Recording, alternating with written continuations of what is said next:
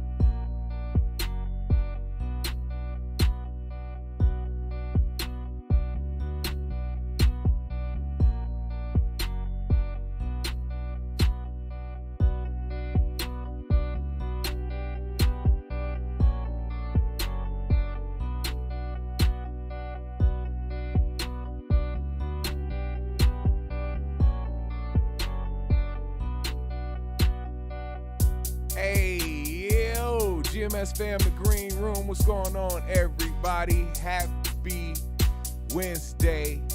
We are here with another episode of the GMS show, man. Oh, man, we got a lot of things to talk about today. I hope y'all are here. Hope you buckle up and get ready, because it's another one of those I told you shows. I told you shows. It's not I told you so, it's I told you show. Because once again, I have predicted this world as we know it in a certain situation that I'm just gonna start off with, because I wanted to start off with the Joe Budden and Drake shit, but we gonna get to that in a second. All right. What I want to start with is breaking news. Breaking news. First and foremost, happy birthday, Glittery Bubbles. She just told us that it's her birthday today. Happy birthday, Glittery. Everybody say happy birthday to Glittery Bubbles in the chat, man. I need y'all to say happy birthday to my GMS fam who pulls up to this show expeditiously every week. So please show her the respect that she deserves. Everybody say happy birthday to Glittery Bubbles. We love you. We appreciate you, GMS fam. Happy birthday, and I hope you have a wonderful, wonderful, wonderful birthday. Now, GMS fam, the green room. Shocking news has stumbled upon us.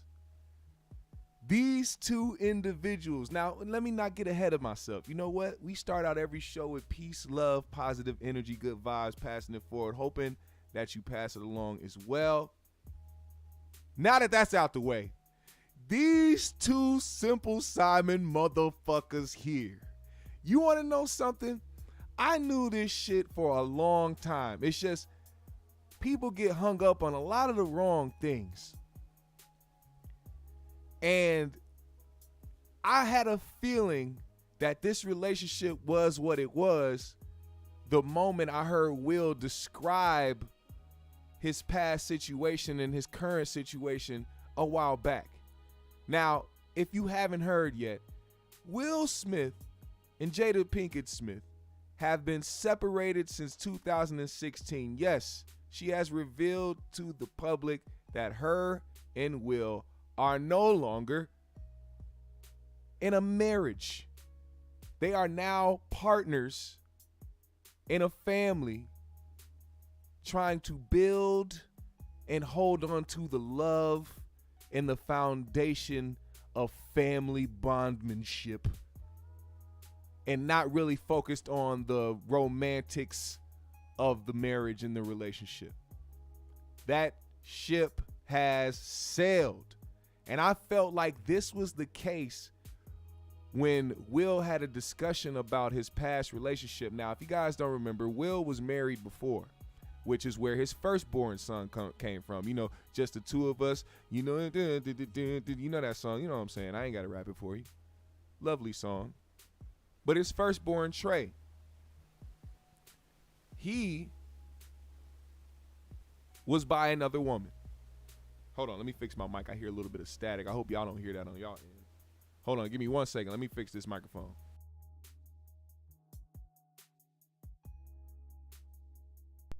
There we go. Now, Will wanted to make it very known that divorce wasn't an option for him. I don't know if anybody remembers that, but Will made it a very, very apparent that his first divorce was very bad. And when I say very bad, I mean for him mentally. I think that was something that crushed him because he was never in a situation where he was married, had a kid, and now it looks like that is going to be the end of it. Now, when I heard him say that, I was like, all these rumors, all these things about him and Jada's relationship, some of that actually might be true as far as them being in an open relationship, them seeing other people doing stuff like that. I thought that just typically because people in the industry do what they do, that's just the industry, popular amongst the industry because they know they're going to be having to work with certain people and, you know, whatever the case may be. But when I heard him say that divorce wasn't an option, I said, oh, this nigga's on some, you not leaving me, or we not separating, or we not finna do this shit again. I'm not finna go through that again. So I thought to myself, well, maybe because they do talk about going to counseling and doing marriage counseling and talking to each other and trying to figure out what situation they have. And then, of course, over the years, you've seen how Jada has dealt with certain situations when it comes to Tupac and, you know, their situation when it came to August, the Red Table Talk.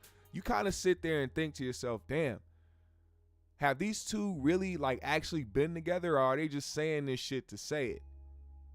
And it looks like they have just been playing a role for the public for the past 7. Now, I'm just going to say 7 years. I'm pretty sure it's been way longer than that, but 7 years, we'll give them that grace. We'll say since 2016. To sit up there and try to tiptoe, because that's what it sounds like. Every time these two would get together, every time they'd speak about their relationship, it sounds like they were tiptoeing around how they really felt. Well, see, in this game of life, when you have a bond with someone and when you have beautiful children and when you have this love and this care and when there's your matriarch and when she's the presence of my heart, it's like, nigga, just say how you feel. Really, we not together romantically and we see other people, but we love each other and we care about each other enough to realize that this family is bigger than what the both of us want, and we want to make sure that we raise children to, like, think about it. Why do you think the daughter, Willow, is somebody who talks about how she doesn't believe in relationships. She's just fluid with it. She just, whoever she wants to date is who she dates. She can be in a relationship with somebody and then somebody else can come along and woo her, and then she be like, well, I can date both of y'all at the time, but if you don't like it, then I'll just go over here. She's like that. She's like Gone with the Wind. I believe the same thing with Jaden. I think it's because they're learning from their parents. Now, I'm not saying this to shit on them or to make it seem like that's a bad thing. I mean, people do what they want to do. But to play with the public like, oh, yeah, you know, we're doing this because we have a strong bond and because we're this and because we're that. I saw straight through that shit. Now, Jada has done an interview with we are back 8:14 with Carson and Hoda's exclusive interview with. She was sitting right next to Will Smith. And when we met up with Jada in her hometown of Baltimore to talk about her candid new memoir, Worthy, she opened up about an issue that has been kept secret until now. There are so many surprising things in the book, but the thing that surprised me the most, that I actually had to reread it because I said, is this true? Right. Was that in 2016, you and Will decided that you were going to live completely separate lives. Yes. It was not a divorce on paper, right, but it was a divorce. So from the year 2016, which is 7 years ago now, yes, y'all have been apart. Yeah. Interesting. Interesting. But in public, the couple, who married in 1997, denied the gossip about their marriage. This interview on Bravo's Watch What Happens Live with Andy Cohen was taped a year after Will and Jada separated. So how long have you guys been together? 23 years. Wow. That's amazing. How do you keep it hot? How do I keep it hot? You know. Fucking August Alsina!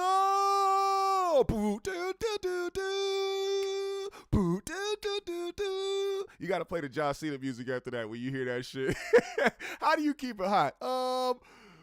August Alsina drops John Cena music. That shit, I'm gonna edit that shit later. I'm gonna post it. Y'all make sure y'all follow me on Instagram. I'm gonna post that shit later. But that's some fake ass shit. You got somebody that has to, matter of fact, I want y'all to see her facial expressions, all right? I'm gonna mute the video. Just look at her facial expressions when she's asked, how do you keep it hot? Watch this.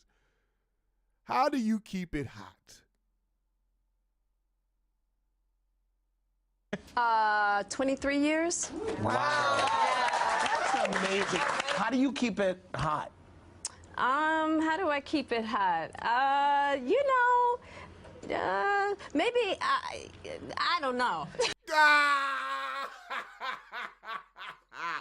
You couldn't answer the question because the only thing on your mind was August Alsina.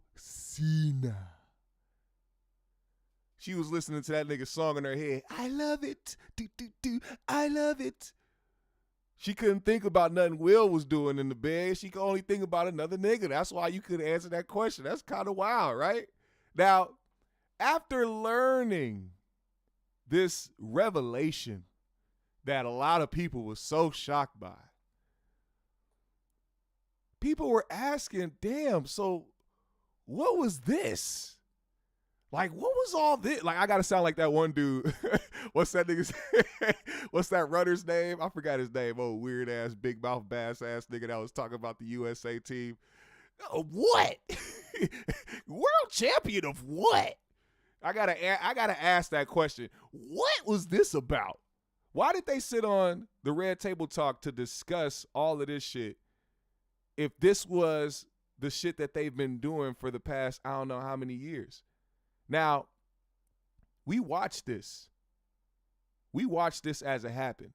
One of the things people kept doing in this instance was taking screenshots of Will's face because they was like, man, he was hurt. Like, can y'all see his face? Like, look, these facial expressions from this Red Table Talk had people posting this meme for years to describe sadness. I felt like I was the only one who didn't think Will was sad at all. And I said it when it happened. I was appalled. I said, why would he let her do this? But then I was like, I don't think this man is really sad. I don't think he actually gives a damn. And I said that. I'm like, all the type of chicks Will probably ran through and still could run through till this day. I don't think that this is like he feels degraded by this. I don't think this is I really don't see it. I'm like, first of all, we're talking about the greatest actor, one of the greatest actors of all time. If he needs to put on a sad face, if he needs to act like he is shocked, if he needs to drop a damn tear, please believe that he can do that on command. It's just that in real instances, when it has to do with him and his family, there are a little bit of kinks in his armor. And I seen it, and I called it out back then. I said, dude, I don't think that that's the case.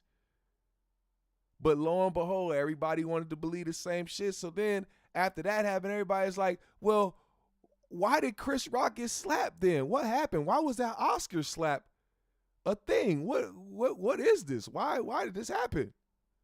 Well, come to find out, Jada also said in that People's interview that Chris Rock asked her on a date one summer after rumors were spreading that her and Will had got a divorce. Yeah, she was quoted saying, he called me and basically he was like, I'd love to take you out. And I was like, what do you mean? And he was like, well, aren't you and Will getting divorced? She said, I was like, no, Chris, those are just rumors. And he was appalled and he profusely apologized, and that was that. So for everybody that's asking why Chris got slapped, it's because he tried to take this man's wife out on a date over some rumors. he didn't even hit Will. He didn't even try to check, nigga. He was on it. He said, nigga, I'm trying to get that coochie, nigga. I heard so much about it, nigga. A motherfucker, all these niggas love her. All these hood niggas love her. You know when hood niggas love one mutual bitch, she got some good coochie. But he was trying to get in all over some rumors. Now, that's a slappable offense, my nigga, because if you know me and we cool, we been around each other and we know, you know my kids and you know my family, why the fuck is you just popping up in my wife's inbox asking her out on a date off a rumor, my nigga? That's crazy. That's how you know people. That's a whole different story for another day about niggas that be plotting too. You be thinking some of these dudes is your friends and you know your acquaintances and they got respect for you, but really they be plotting on you. A lot of people be plotting on you. It could be a lot of things. It could be they want your life. They can just be, they just want your girl. It could be just because they just don't like you, but got to be around you because of what you got. I don't know, but that is some snake shit. And if it's true, because I mean, I'm taking her word lightly at this point. Y'all done faked it for this long. I'm gonna take your word for light. But if this really did happen, yeah, Chris deserved to get smacked that night. That was some pent up energy for somewhere else. Because you know, when that happened, everybody was like, oh, this has to do with how she's emasculating Will and making Will feel like this and the August Alsina stuff. And they think Will is a bitch and blah, blah, blah. And the whole time I'm sitting back thinking like, nah, man, y'all don't get it. These niggas pretending. They got their big caps on. They got to show up like this because people have modeled what they want out of a relationship out of theirs. People have rapped about these two. People have wrote poems. People have spoke highly about these people's relationships to the point where you would think this was the ideal situation. But just like everybody else in the world, just because you're famous, just because you got money, just because of the impact that you've had on society does not mean you won't go through real life people shit. And here we are learning that these two are now divorced. Nigga slapped Chris Rock for the love of the game. No, sir, he slapped Chris because Chris was trying to dirty back his wife who he was separated from and didn't even ask.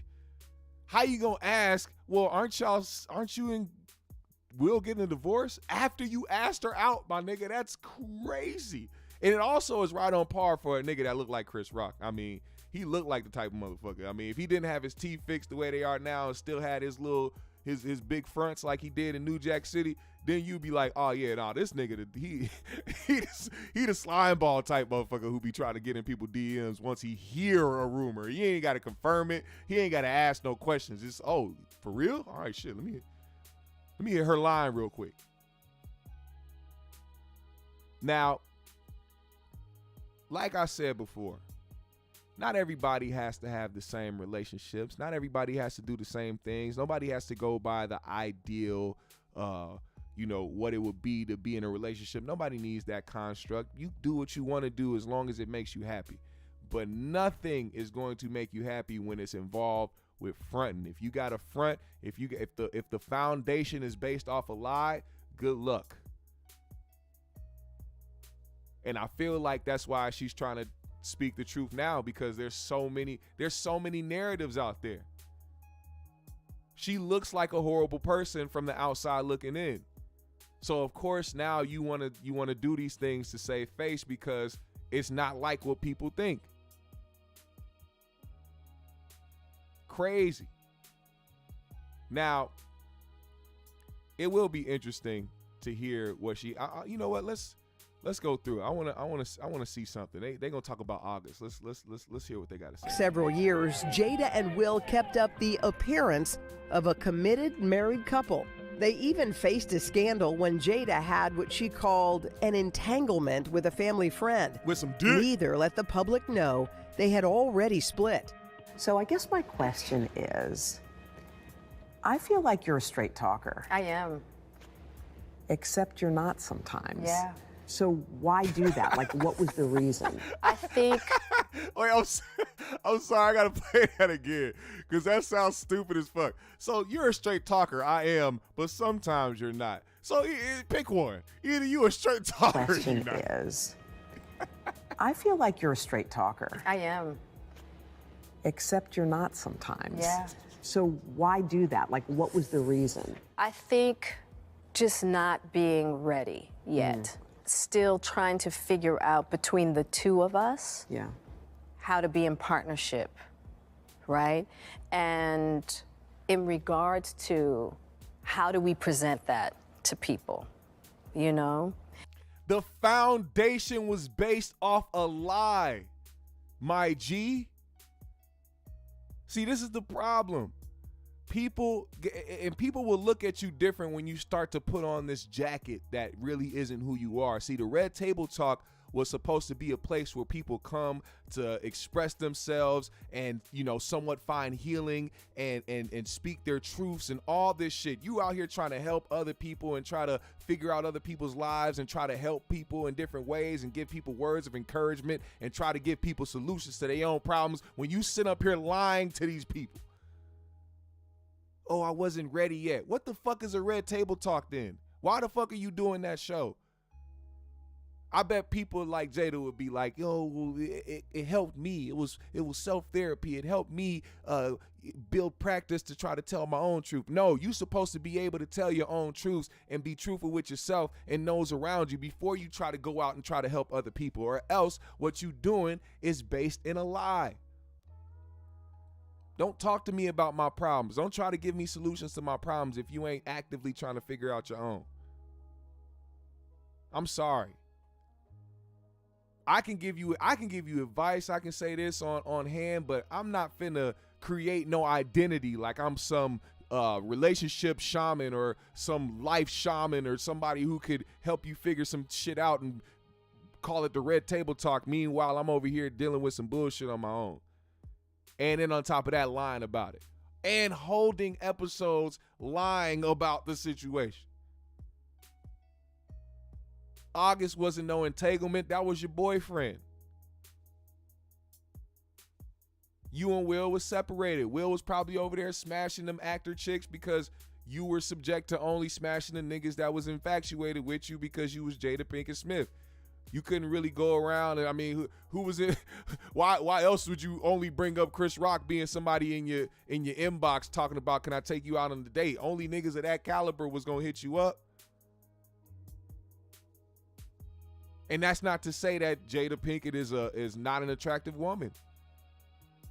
I'm just saying the type of women that Will could hit, opposed to the type of men that you will allow to let hit you. I mean, I'm pretty sure he cooling. August Alsina, man, that nigga career is over. I mean, I'm just speaking from the perspective of a Will Smith. If I was Will Smith and I found out while we were separated, oh, you starting to see this little nigga, and it's Jaden's homeboy. Oh my God. Well, I'm gonna go hit this new fine on top of the world actress over here that's making millions of dollars, and she's over on this shit because she wants to get acting lessons from me. I'll be right back. It's literally a two could play that game, but I don't find them to be that petty. I'm just speaking on like a lower level society type person because a lot of other people like to get on each other's nerve. They try to play the tit for tat. I don't take them two to be that type. I just think that they were lying about their situation for a while, and this is exactly where it came to, where you got to sell it now in a book, which is also disingenuous to me because it's like, if I'm going to tell my truth, I'm going to sell it. You sat up here on Red Table Talk for years trying to help other people and try to be on this bullshit monk journey with your family, and now you trying to sell your truth to the people. Get the fuck out of here, man. All the way out of here. Now, enough of Jada, man. There's going to be some other shit that we need to discuss, man. I really want to get to this subject right here. Now, Drake and Joe Budden. Now, last episode, we talked about the situation between Drake and Joe Budden, where Joe gave his honest critique of Drake's new album, For All the Dogs. And a certain clip, as you know, social media does, they'll take a certain part of a conversation, which leaves out major context and also other things that may have been in favor of that person, and use that clip and over sensationalize it and make it a problem between the two, which is exactly what happened, because that clip was replied to by Drake and he went on a tangent. I mean, Drake said the most wildest shit. I don't have to repeat it. You've seen it. Now, everybody was anticipating today's episode of the Joe Budden podcast because they really wanted to know how Joe was going to respond.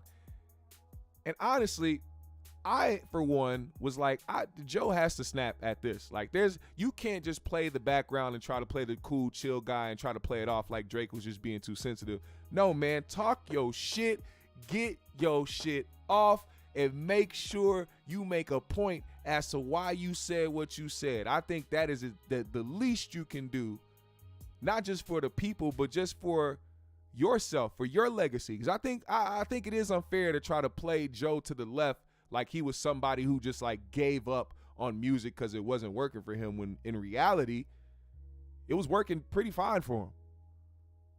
I think that he was doing a good job at having a music career. I think, like I said in the last episode, the business of it all, I don't think people understand. There are people who will want to play the game of the industry, and there's people who cannot tolerate it. And if you're somebody who actually cares about the artistic side of music and actually care about creating, those things from the industry can deter you and make you resentful. And it can be things that will not motivate you or inspire you to want to create. Joe seems like he needs to be inspired and actually want to be in the business to want to do it. And I don't blame him. I don't blame him for that. Now, Drake, after making the statements that he made about Joe Budden and his failing music career and people showing up in a Nietzsche jeans, he went on and made other posts and went on to go at his co-host and engineer, Parks. He made some other remarks, and also I believe he started to follow Rory and Mal and kicked up a rumor that he was going to be doing the Rory and Mal show, which he still might be doing. We don't know, but Drake is on petty level 3,000, and it didn't stop there. Now, Joe responded to Drake and what he had to say, and I'm going to play that clip for you right now. Some nice ass cribs in the 973. Yeah, I don't know what the fuck he talking about. It's $20 and $30 million houses in the 973. I mean, they might not be his house, but it's cool. And this is just where now I had a lot to talk about in this. This is Drake. You know what I'm sick of? I'm sick of people attempting to spin the narrative that I'm a hater. That's what I'm sick of. You are. Every time I get into it with one of these niggas. No, you're a hater, but not for him. Pause. No, I'm not trying to be funny. Like, you are a hater for some people in certain instances, but for Drake, you're not. And that was the thing for me. Like, yo, you really big Drake up. Man, this is a thinly veiled attempt at revisionist history for the TikTokers and the streamers is what this is. This is who he is speaking to. The people that know me for this. I don't really, that's not really that ain't my base. And unfortunately for y'all out there, there's some people that was there. They lived through it before TikTok was a thing. Yeah, so you gotta go ask like your cool uncle. You gotta go ask your dad, some of y'all, your moms. What up, Theo Cool? Ask your older cousin that was moving around outside. Some grandparents. Hot asses out there. Yeah, but he talking to them. The OGs start hitting my phone. The execs start hitting my phone. The problem with this is you can't unqualify me because I was qualified before you were a thing. It's just a fact. Which is partly why we have this thing between us. I don't know what it really is that we have between us. Pause. Also, right, to the kids, because that's been a topic too. I've been around a lot of kids, and now they're interested in learning about me. Now they want to know what songs I had, what albums I had, what I did. Like they're inquisitive kids. It all started on a lonely Sunday night, August 31st, 1980, when a child was born. I hate this. Here we go, man. What? Gather around. Yo, listen, real shit. Because y'all are right. I do get up here and I talk a whole lot of shit. Some of it is not the friendliest to you artists with your projects and whatever you got going on and the people that handle you. And some of y'all get the feeling like niggas is just on the podcast talking some shit on some Best Buy mics. But be clear. These were from Guitar Center. Or B&H. All right. I thought it was B&H. B&H, yeah. To the kids that are confused out there, when I sit on this couch and talk, I speak from the position of one of the best rappers in the world. At all times. Talk your shit. I speak like that's what I was. I speak like that's what I am. I speak like that is what I will always be. I get how that could be confusing for some of y'all because there is no metric to support it. There's no metric to support that. But what I mean by that is any room, anywhere, anybody, for years. Ask your cousin. It's well documented what I do. I feel this way and speak this way because all of the best rappers in the world have told me to my face. Whew. Well, I guess right there you can say Joe is definitely qualified to speak on music. Now, he also wanted to make it very clear that not only is he qualified in music, but he raps better than a lot of motherfuckers that like to disqualify him in this space. Drake being one of them. An old video resurfaced of Drake backstage after one of Joe Budden's shows, glazing over Joe and his music, his performance, and just being an overall fan. Now, he was definitely one of those 450 niggas showing up to Joe's shows in the Nietzsche jeans, calling him one of the GOATs. It was a crazy, crazy projection, but I digress. Joe also wanted to make it very, very clear that, I gotta give my man the wrench. Hold up, 1 second. I forgot about that. I had to remind myself real quick. I gotta give my man Theo the wrench. But, anywho. Hold on, wait. Oh yeah, there we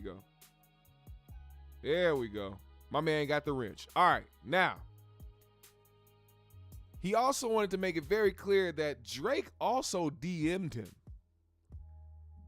Yeah, not only did Drake put up the post and make that comment about Joe Budden, he also entered Joe Budden's DMs. And I want y'all to hear this because Drake is not sounding very beige on this message. He's not sounding like the Take Care Drake. He's sounding like 6 God with mob ties Drake on this one. So then he jumps in my DMs. You lying? Really? I ain't lying. Get some water. Jump right in my DM. On a sunny Houston day. At this point, I'm off my girl's bed. I ain't pacing around. I'm in the back smoking. This kid's right. Joe, where's Joe? Baby. Not right now. It's war going on outside. No man is safe from. No man is safe from. I'm not exempt. Right? You can run, but you can't hide forever. He DMs me with a 55-second voice note.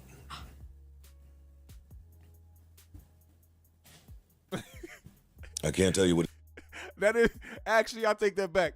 That is very beige of Drake to do.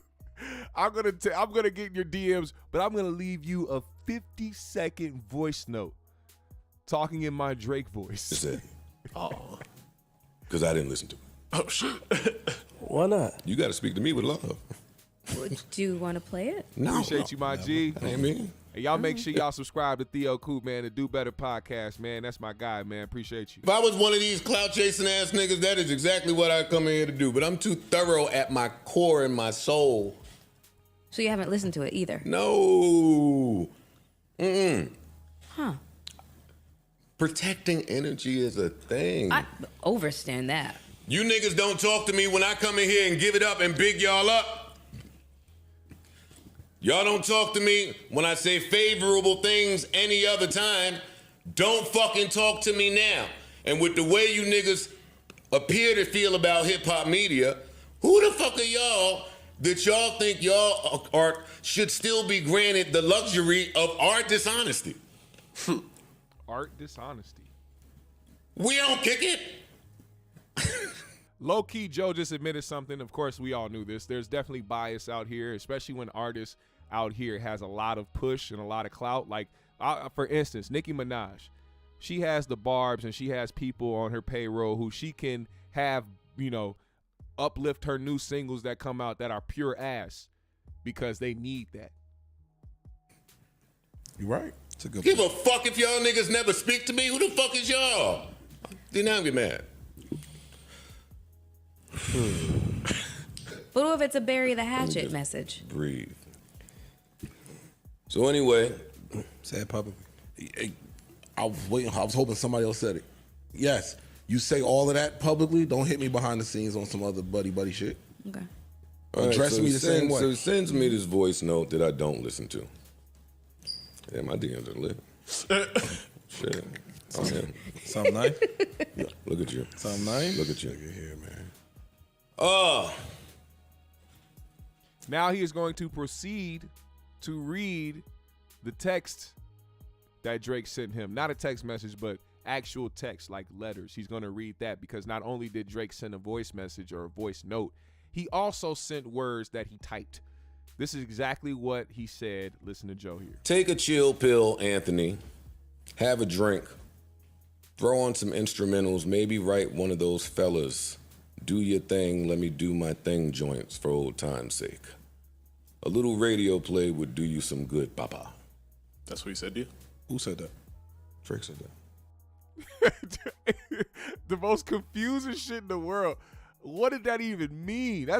That sounded like somebody who knows they're cool and who really puts on that persona, but also wants to act that way through text.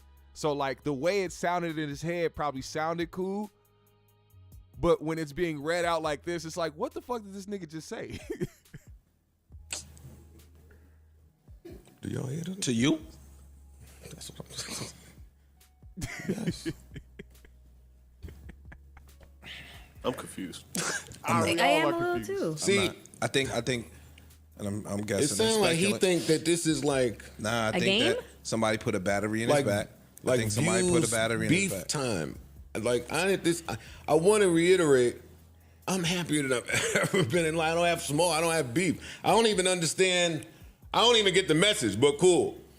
Yeah, I'm not sure why you went crazy like that. I like the album. This ain't 2016. I got no beef.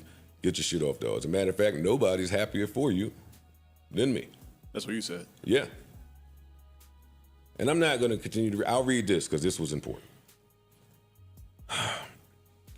Because you bringing up my friends and the bitches I fuck like you know anything about that.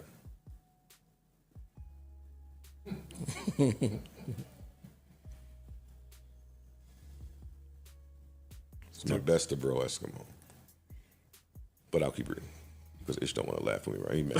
He mad. It's mad. It's mad. My niggas is mad for me, I think. My niggas is so just drink some tea, nigga. do whatever old niggas do to chill out. You ready to set it, that modest home shit, right? I build modest homes. That shit. Holy shit. Keeping music. I don't give a fuck what you listen to in your free time because the people's opinion I care about don't have free time.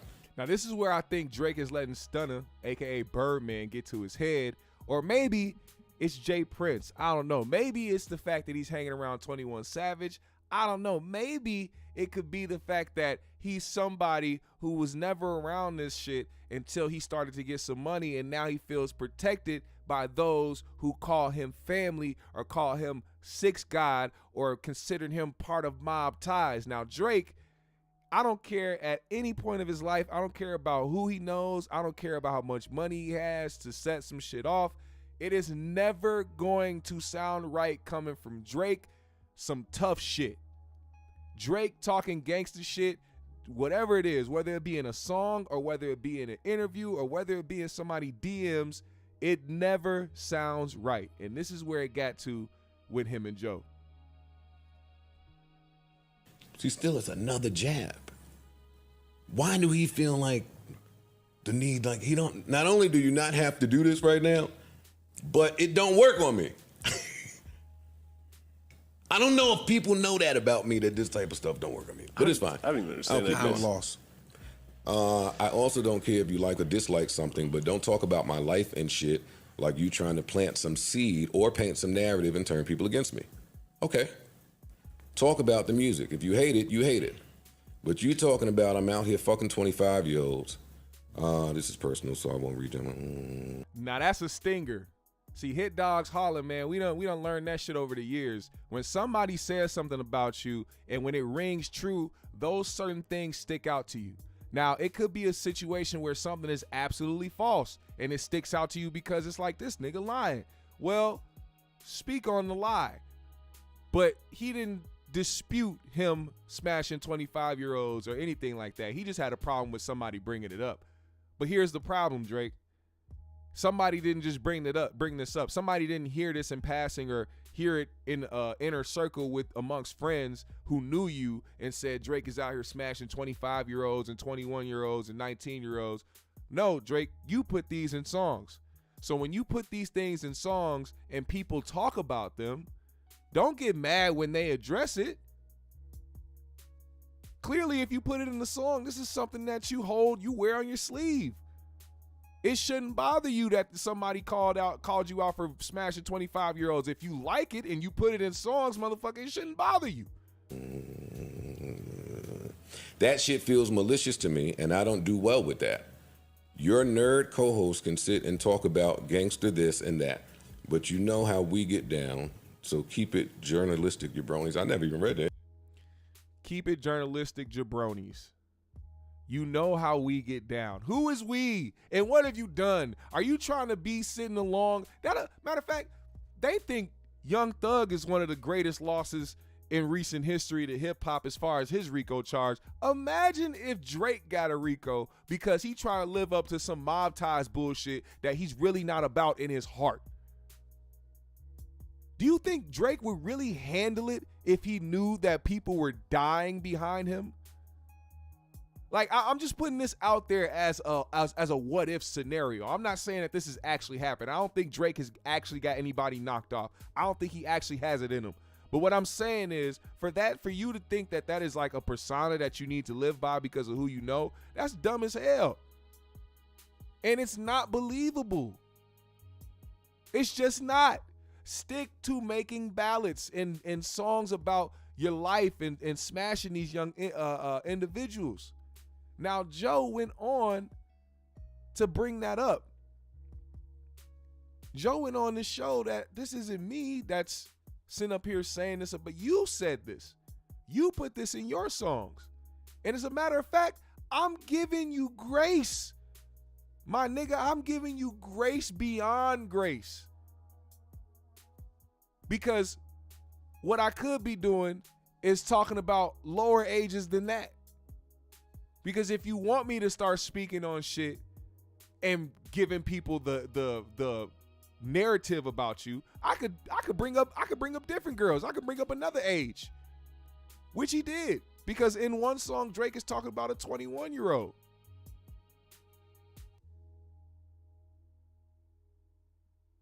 Now, I really do hope that whatever's going on here, it ceases.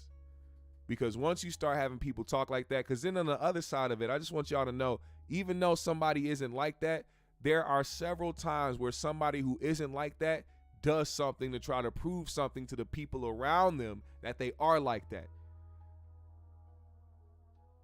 Never trust a dumb nigga with a gun. And I mean that in a metaphoric way. The gun could be anything. I'm just saying. And speaking of never trusting dumb niggas, oh my God. We have more information that has reached our eyes and the internet. And it is regarding DJ Envy and his former associate, Caesar Pinã. Now, these two people right here have made news headlines over the past couple of days because they were featured on Channel 4 News, and it was exclusive, talking about how they gave money to Caesar Pinã due to the fact that DJ Envy was promoting him, putting DJ Envy in a very, very, very weird light. Now, I'm going to play this because DJ Envy actually decided now is the time that he wanted to address these rumors. I think it's because these allegations have been getting so crazy and out of hand, and so many people have now come forward to address this. And because Caesar Pinã is on the run right now, he felt the need to address it despite going against the better judgment that his litigation gave him. His lawyers advised him not to speak on this situation. You're going to hear Charlamagne even tell him that, but he wanted to get in front of it so much because he believes that he is innocent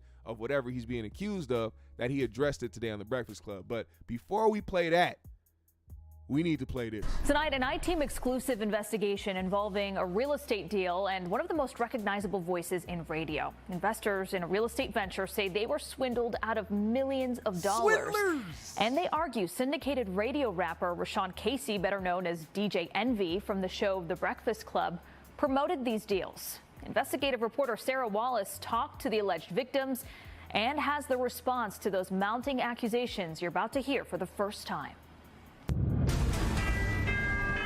We've helped so many people, not just regular people, but celebrities, athletes, executives. That's DJ Envy on his syndicated iHeartRadio show, The Breakfast Club. He's often promoted the real estate venture of his pal, Caesar Pinã. You might know him on Instagram as Flippin' NJ. But it's more than just a passing endorsement. You could partner with us on some deals, make some money with us. Envy and Caesar have teamed up for seminars, including one at the Jacob Javits Convention Center, pitching opportunities to flip properties, often in distressed areas of New Jersey. We invested $200,000 and looks like we're never going to get it back. Jose Santiago and his wife, Jessica Ortiz, say they believed investing in this neighborhood of Patterson would be their ticket to the American dream. That's the reason why I got into real estate, so we can actually start flipping properties, buying properties, so we can have something for our kids in the future. The couple says they connected with entrepreneur Caesar after seeing him on social media with DJ Envy. Hey, all that money this nigga Caesar was stealing from people, he didn't decide to buy an actual shirt that fit him after he decided to get all his fat sucked out of him. He kept wearing his 8XL tall tees and shit. You got to take the 8XL off, nigga, and move down to a 4X or something. You can't be wearing the old ones that you was wearing before. But that's the weird part about this whole situation. If anybody watched any of the documentaries that had to do with Caesar Pinã and his little Ponzi scheme that he had going on, for some reason, they don't know where none of that money was going to. When I tell you that I only saw a few things, because usually a lot of these guys flaunt it. A lot of these guys, they'll show you. They got a bunch of chains. They got a bunch of cars. They got all these houses. They be going on hella trips. But the most I've seen, now correct me if I'm wrong, anybody that's seen different, but I've watched the documentaries. I've only seen the trap lord chains that he made. And then they had that one house, that one mansion that they were not even paying on. So where did that money go? If you still got your old 8XLTs, where is that money going? I'm telling you right now, Caesar got stash houses all across Patterson. And I'm going to go look for them. I saw a video yesterday of some niggas that found El Chapo's, one of his stash spots. And them motherfuckers look like they had well over $5 million laying there on the ground. I'm going to go find some of that money that this nigga was hiding out here in Patterson, man. We going to check some of them properties. As a matter of fact, somebody help me. If somebody can figure out any properties that are in Caesar's name, or matter of fact, his daughter's name, because he switched it to his daughter recently. I don't know if y'all heard about that, but a lot of these things got switched over to his daughter's name. If we can find these properties, I'm willing to bet there is some cash buried at the bottom of these spots. And don't worry, you can go in there. Ain't nobody living there. There ain't nobody living there. They never renovated it. They never did construction. It's just there. So if you think that you can find some shit in Patterson, New Jersey, don't forget I told you. All right, I'm going to need a cut of that shit. Y'all can break me off a percentage of some shit. You can keep the rest. Give me like 10% or some shit. But when y'all find it, let me know. He's advertising this all over the radio and on television. I've seen shows of him all over the place, so I thought this was legit. The pitch to invest in rundown properties that would be renovated and flipped for more money. The promise to return up to 30%. In some cases, Caesar didn't even own the properties. This couple took out $200,000 in equity from their Florida home, promised that 30% return within 4 months. Then they say nothing. I'm paying the interest right now every month, and I have nothing. That's crazy too, because another thing that they were saying about that, a lot of professionals, a lot of real estate guys, they were pointing out that 30% was wild. Like the market right now, nobody's getting a 30% return on their investment in real estate right now. Nobody. And several of them have said this. So the fact that Caesar was painting that picture should have been a red flag off top. But a lot of these people were just focused on the return, and they weren't actually focused on the property. That's also a problem that needs to be dealt with. Now, I get it. These people are victims of investing their money with somebody they felt was legit. But even a bigger problem with that is the people investing their money in these properties not actually looking after these properties and making sure they're being renovated and making sure they're up to standard for the people that are potentially about to live in those properties. These people are so focused on the money that they're going to get from it that they don't actually want to develop a real living space for people. Often people move into places that are fucked up. I know a lot of people that may watch this have dealt with similar situations like that. So it's all fucked up all around. When I was watching the doc of Caesar and the people that kept investing money with him and just was going off the fact that he was giving them their word that it was being renovated and there was construction happening and things happening with the property, none of these people went over there until their third or fourth time investing money with him. That's a problem. That shows me that you didn't give a damn about the property or what you were investing in. You only gave a fuck about the return. And now you over here looking like a victim, sitting on this shit, looking like one of Caesar's people, with a lawyer talking about some, or whoever that is. That shit's crazy to me. point, we just watch how much they don't. Watch how Nigel much they Chambliss invested. says he was conned by Caesar into investing $235,000 in that same Patterson property, along with two others, $300,000 each for homes in Hawthorne and in Maplewood. $835,000 in total on all three houses. $835,000. Hey, Nigel Chambliss, break me off 10 piece, man. All I need is 10K, bro. I'm gonna tell you right now, I ain't gonna feed you no wolf tickets. I ain't gonna lie to you, bro. I got potential over here, man, to make some shit go. We just need to develop the space that we in, man. If you could invest 10K with me, I promise I get that back to you within a year's time, because that's how much I'm dedicated to what I'm doing. But the fact that you gave $835,000 to a nigga that did not give you your first investment back is insane, motherfucker. So what I'm saying, it don't hold a candle to what you allowed yourself to do with this man, Caesar Pinã. Listen to this, man. There were other people investing in the exact same properties. It was a scam. It was a lie. Augie Rios owns a custom auto wrap shop in Lodi, who says he worked on Envy's cars for years and believed his pitch. He did get back a return on an initial investment with Caesar, but maintains a second investment on this Patterson property went south. If it wasn't for DJ Envy, I would have never invested into Caesar. Nah, they finna get this nigga out the paint, because the fact that you was able to get an investment on your first go round, and then the second one didn't work, that's just going to look like, hey, well, here's real estate. That's real estate for you. You invested the first time, it worked out. Here it is again. You invested this time, it didn't work out. That's the game you playing.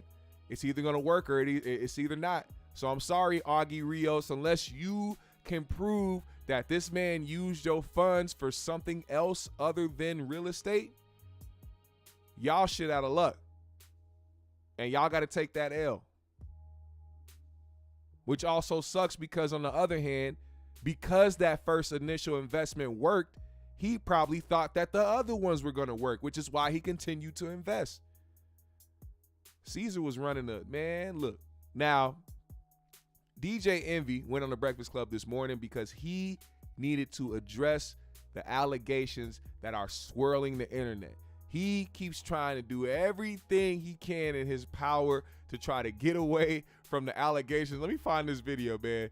DJ Envy has been posting some of the most random videos on the internet that you will ever see. This man has been doing the dumbest dances, been doing the most awkward shit, and just posting it because he's trying to get away from feeling the way that he feels about the situation. And I could tell, and it's okay. All right, we get it. You're trying your best to try to act like you're unbothered, but we can see that you're bothered by how you're moving on social media. Where is this video, man? I know my guy, one of the homies posted this shit recently. Hold on. Oh, not my mic. Hold on, give me 1 second.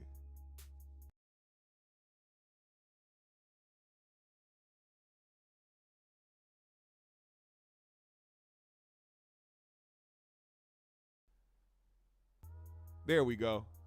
I had a little bit of static in my microphone. But either way, I wish I could find it, man. Oh, here it is. Here it is. Holy.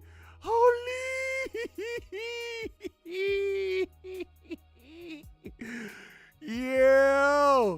Look at Envy.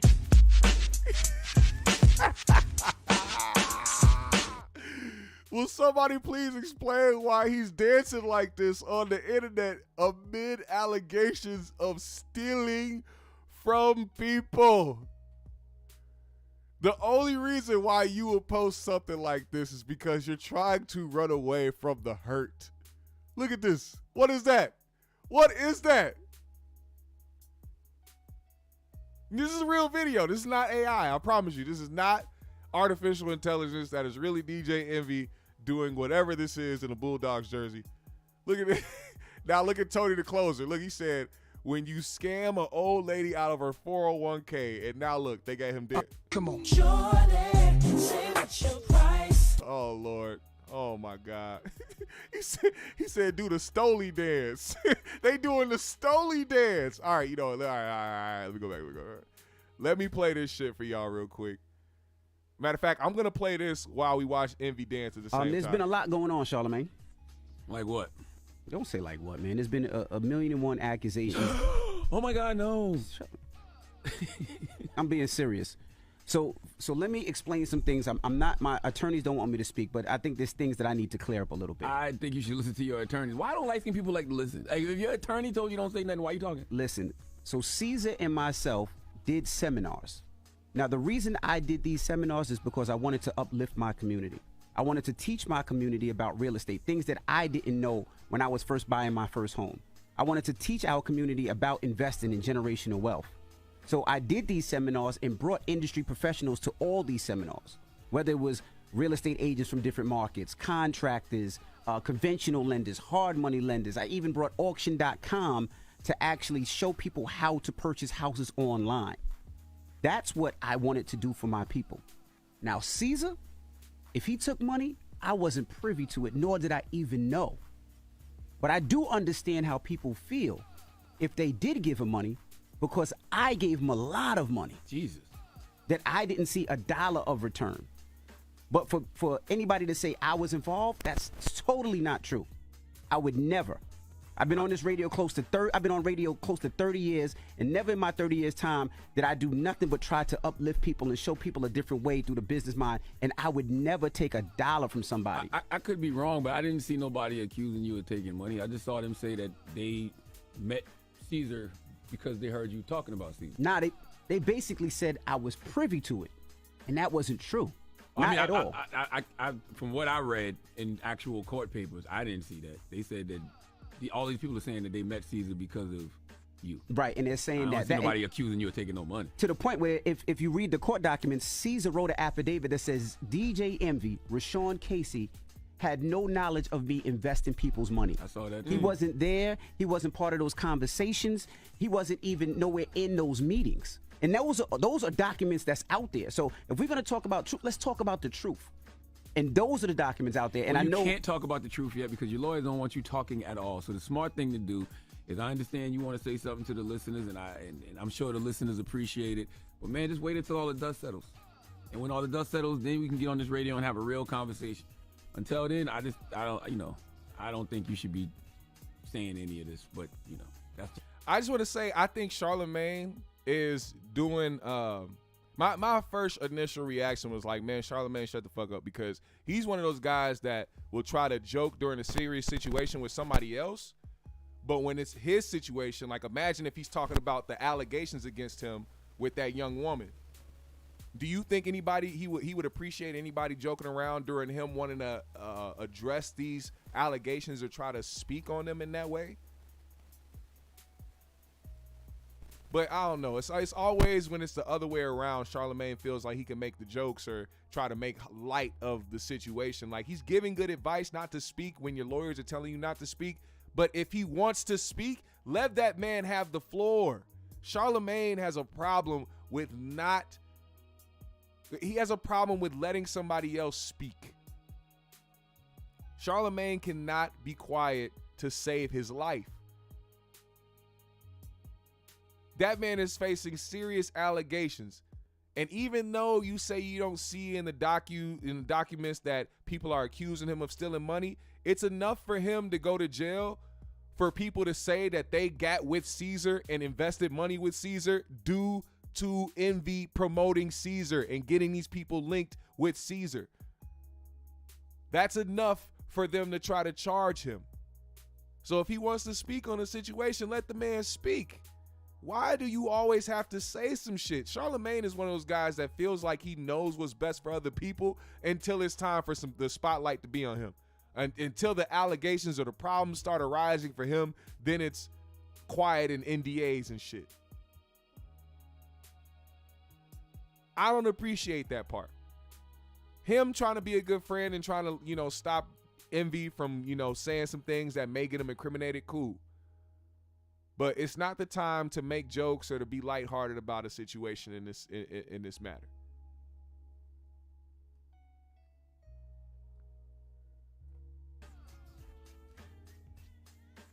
Look at you. You can't even help yourself. What else you want to say now? Nothing. Okay. Nothing.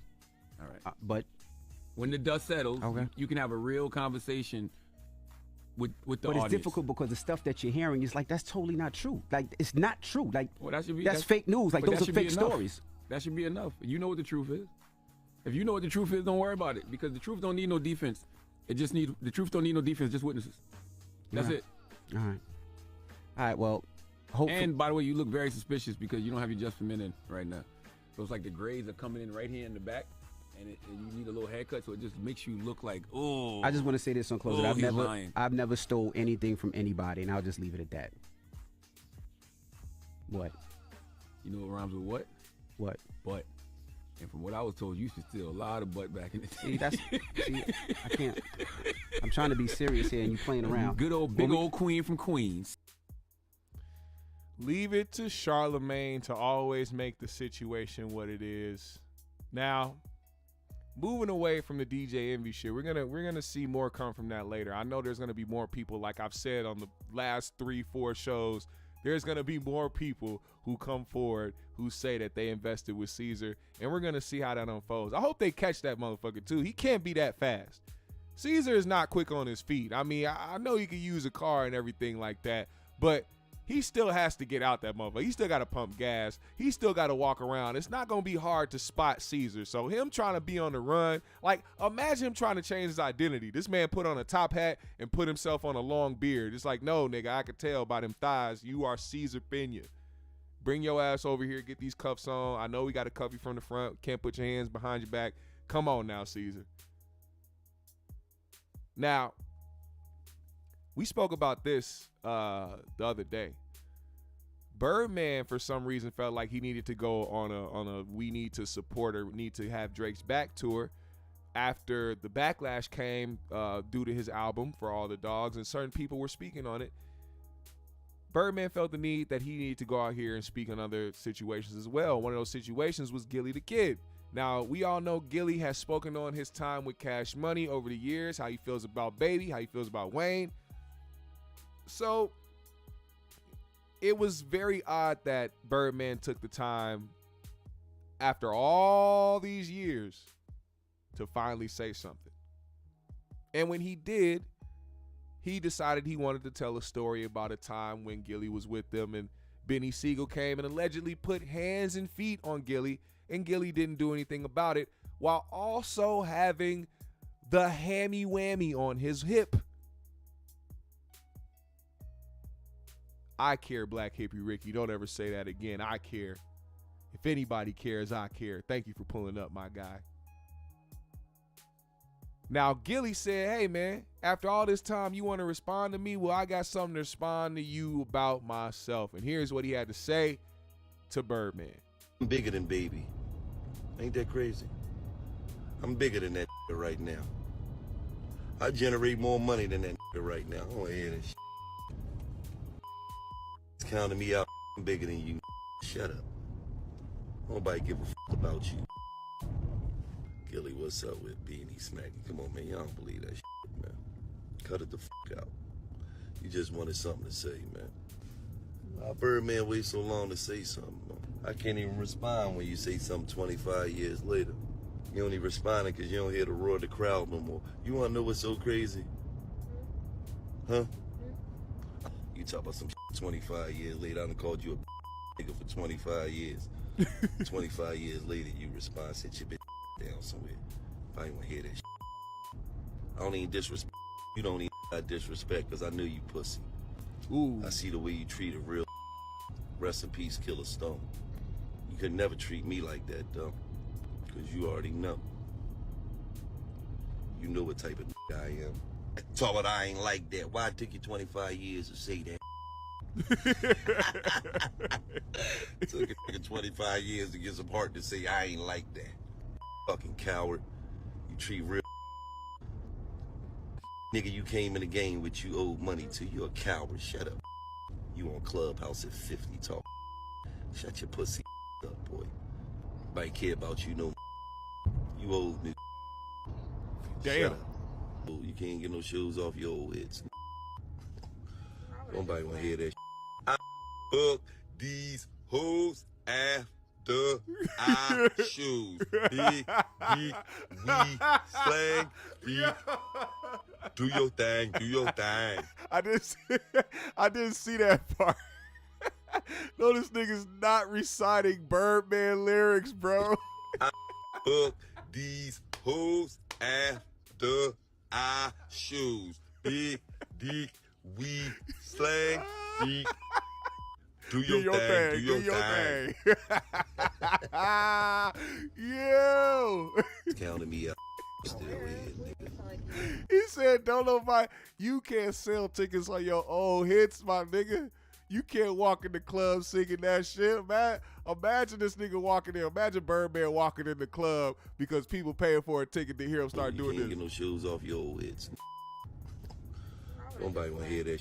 I fuck these hoes after I shoes. Big, dick, we, slang, freak. Do your thing, do your thing. Yo. Counting me up. Still in, nigga. I got an energy drink in stores. You can walk in stores right now. I got an energy drink. And by the way, this episode of Grinding Birdman Old Up is brought to you by Pure Fuel. Gilly is a national treasure, and we will treat him as such. Hey, man, I had to play that shit because that shit was so fucking hilarious to me. It was just too funny. I couldn't let that slide. But, you know, I hope they keep it to the internet, man. Birdman, he be out here talking that gangster shit. He talking about how people want a problem, they can get the problem. Look, man, y'all ain't the only ones out here with money who can do what they do. So when you threaten somebody, if you a nigga with money and threaten somebody else with money, y'all just gonna have to play the money wars and see how much bread y'all got to go at each other's head until one of y'all lose, which is not a game that any one of y'all want to play, seeing as these people are coming for y'all actively for Ricos. Stop talking that stupid shit on the internet. What else must you try to prove to people? Drake, Birdman, any of y'all on the internet right now, Whack 100, anybody on Clubhouse, anybody on Instagram Live, stop incriminating yourself. We get it. You have money. You could be able to touch people if you wanted to. That goes without saying. It's the people that start saying the shit that either A, aren't really about that life, want to try to scare you or want to try to intimidate you, or B, ready for that Rico. And I know that it can't be the second one, right? Because if you sitting back waiting to get locked the fuck up for some dumb shit, everything you done built over all these years, 30-something years in the game, you done built up this level of notoriety with who you are and the brand that you keep, and you throwing it all away to try to prove some shit everybody already know. Dumb ass shit. But that was my piece for today, man. Today has been a very dope show, man. GMS fam, the Green Room. I really hope that y'all had a good one. First and foremost, I just want to say thank y'all to everybody who pulled up and everybody who hit the like button. If you did not hit the like button, make sure you do that. Follow me on my socials. I follow everybody else. Also, GMS fam, y'all know what's going on, man. That Cash App down below. See, the thing is, YouTube doesn't want to monetize my channel. They keep giving me bogus reasons why they won't. So guess what? They don't want to have me make any revenue from this shit, but I have not stopped yet. I have not been discouraged, and I have not put my foot on the brake as of yet. So I ask of you all, if you want to continue to support the GMS show like you have been, you can do multiple things. Hit that like button, share this, follow on the socials, do all that. But one of the best ways that you can is helping donate to this channel so that we can improve this channel by getting things that we need to elevate. So if you can, do me a big favor, man. Anybody that has it, man. $5, $1, $5, $10, whatever it is, man. If you want to help support the GMS show, go ahead and donate to that Cash App. I would most appreciate you. And we gonna keep it moving like that, man. It's been a hell of a show. Put a GMS in the chat, man. GMS fam, the Green Room. Let's make this shit happen, man. I hope y'all have a blessed and wonderful rest of your day. Smoke something if you got it. You know the recipe. Hey, shout out to King Lukey. Shout out to Elma, Dixon, Cider, Black Hippie Ricky's in the building. Avenue P, CDT Beats, Arius Baby G, Glittery Bubbles. Happy birthday. Happy birthday to Glittery Bubbles. Toke Champs is in the building. The Hollywood Oof is in the building. I see you, brother. Jan Wynn was here. Queen Kells was here. Did I say Avenue P? I got you. Theo Coop, man. Shout out to my guy over at the Do Better podcast. My cuzzo, Chris Benz is in the building. Zen Master was in the building. George Smith, PM Midnight was in the building. Daryl Perpignon was in the building. Justin Furlow, George Smith, Amir Stanfield. What's going on, GMS fam? Montez Nobles was in the building. Who else was in here, man? Glow was here. Shout out to Glow. Robert Thomas was in the building. Hey, man. I appreciate every single one of y'all, as always. Appreciate y'all, man. We keep this shit going for y'all, the GMS fam, as we continue to grow.